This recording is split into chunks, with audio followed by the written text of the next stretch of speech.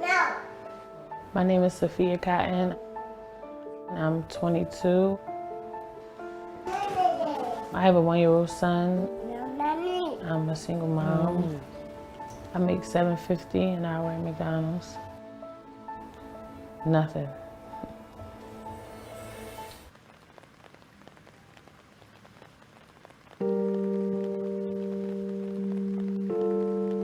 I make $230 to $240 every 2 weeks. I've been working there for almost a year. I haven't had a raise since I started working there. They have a slow week, you go home every day. I came into work one morning, I had to be there at 7. And once the general manager came in, she came in like 7:30, 8 o'clock, and she was like, oh, okay, well, Sophia, you can clock out. And I'm like, well, I just got here. She's like, oh, well, we don't need you, labor's high. You can go ahead and clock out. It's not really matter to them if we making our hours and getting paid.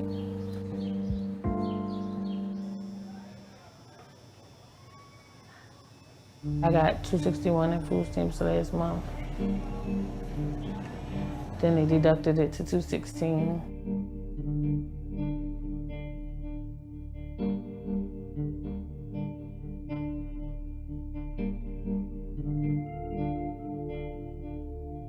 To go through the whole month for $216 is feeding my son, me, every day, like feeding breakfast, lunch, dinner.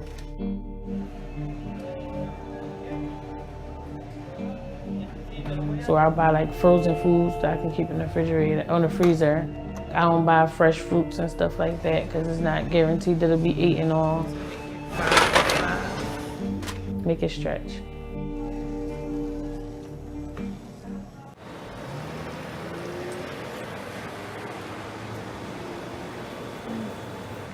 Come on. With child care, I get CCIS, which is like covers your child care or any daycare that you would like your child to go to.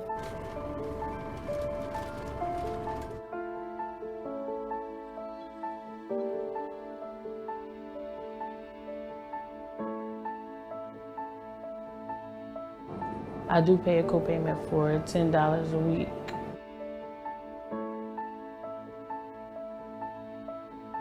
His dad's actually incarcerated, so it's like just me. Come on. Safi. I want my son to not have to struggle the way I struggle. He's going to have a good paying job. He's not going to have to pick through anything. He's like, I'm going to do anything he want to do, he'll be able to do. Give me a cup. I'm going to make it easier for him so he won't have to see a struggle at all, because I'll rather struggle for him than him struggle for me. Like, I just want him to know. I'll make it easier for him. Yeah.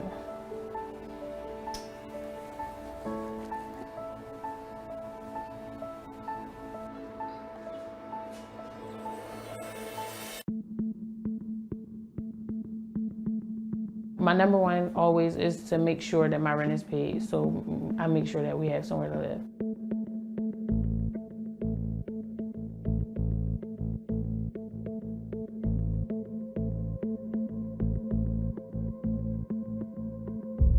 Me and my sister split it. We paid $220 a piece. $1,030 pays $125 of it for us.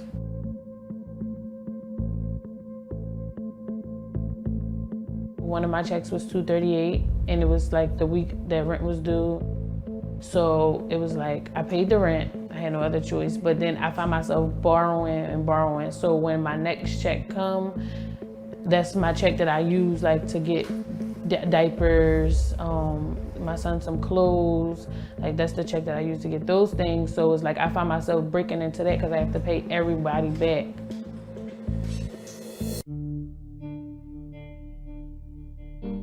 I only go to the doctor if I need to go or I have no other choice to go, I'll go.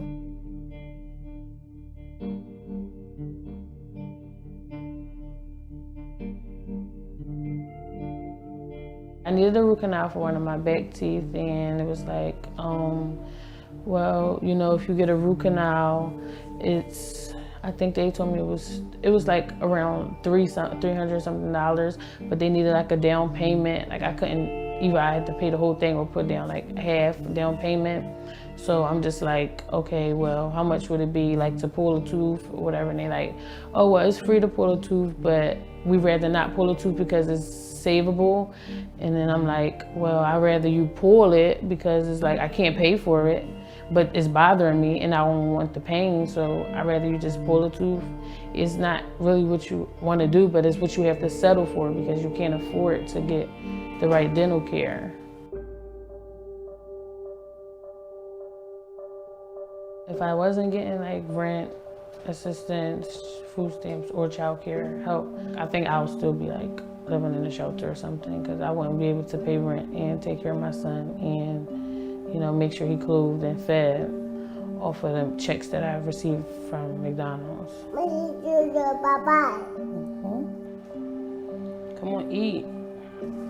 It bothers me that I have to rely on government help, and I know that they making billions and billions of dollars. Like, it's like, why should I have to rely on them when I'm working for you? I should be able to rely on you to pay me for doing the things that you want me to do for you. And I believe that sooner or later it'll change and I won't be struggling and I won't have to, you know, pick from eating and buying my son something. Like, I'll be able to do both.